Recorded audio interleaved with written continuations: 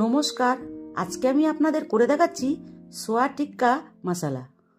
একই রকম সোয়াবিনের স্বাদ পরিবর্তন করতে চাইলে আপনারা এই রেসিপিটি অবশ্যই একবার করে খেয়ে দেখবেন, যার টেস্ট এত ভালো হয় যা একবার খেলে বারবার করে খেতে ইচ্ছা করবে। প্রথমে আমি এখানে 100 গ্রাম টক দই ভালো করে ফেটিয়ে নিয়েছি। তাতে 3 চামচ বেসন দিচ্ছি, 2 চামচ আদা রসুন বাটা দিচ্ছি, আর 1 চামচ করে ধনে জিরের গুঁড়ো দিচ্ছি, কাশ্মীরি লঙ্কার গুঁড়ো দিচ্ছি, আর কস্তুরি মেথি দিচ্ছি, আর স্বাদ মতন লবণ দিয়ে এটা আমি ভালো করে মিশিয়ে নেব।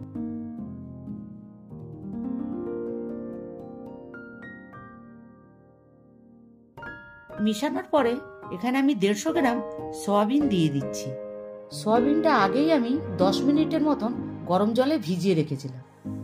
এরপর এতে ক্যাপসিকাম কেটে রেখেছিলাম সেটা দিচ্ছি, আর একটা পেঁয়াজ কেটে রেখেছিলাম সেটাও দিয়ে দিচ্ছি। দিয়ে হলুদ গুঁড়ো দিচ্ছি আর একটু লঙ্কার গুঁড়ো দিয়ে ভালো করে মিশিয়ে নেব। এটা ভালো করে মিশানোর পরে 10 মিনিটের মতন রেখে দেব।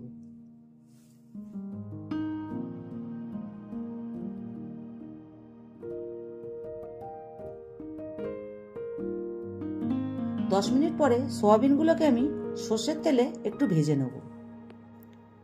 সোয়াবিনটা ভাজতে প্রথমে আমি বেশি তেল ব্যবহার করিনি, ভাজতে ভাজতেই আমি অল্প অল্প করে তেল ব্যবহার করেছি। এটা আমি 7 থেকে 8 মিনিটের মতন ভেজে নেব। সোয়াবিনটা ভাজা হয়ে গেছে, এরপর নামিয়ে দিচ্ছি। ভেজে রাখার পরে খুব সুন্দর একটা সেন্ট বেরোচ্ছে, যেটা শুধু এইভাবেই খাওয়া যায়।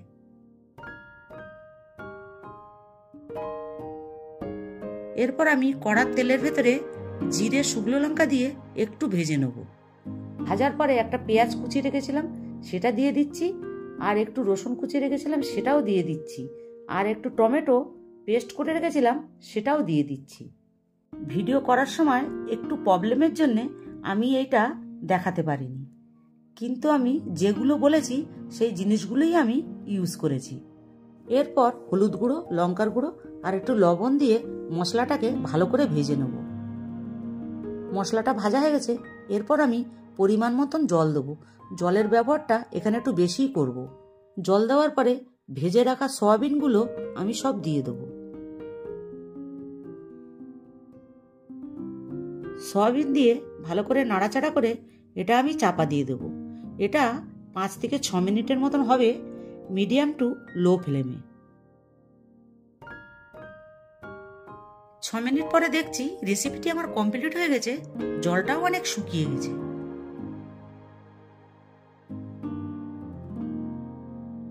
এরপর ধনেপাতা আর গরম মশলা ছড়িয়ে নেড়েচেড়ে নামিয়ে দেবো। আপনারা এরকমভাবে সোয়া টিক্কা মশলা করে অবশ্যই খেয়ে দেখবেন, যা রুটি পরোটার সাথে খেতে দারুণ লাগে।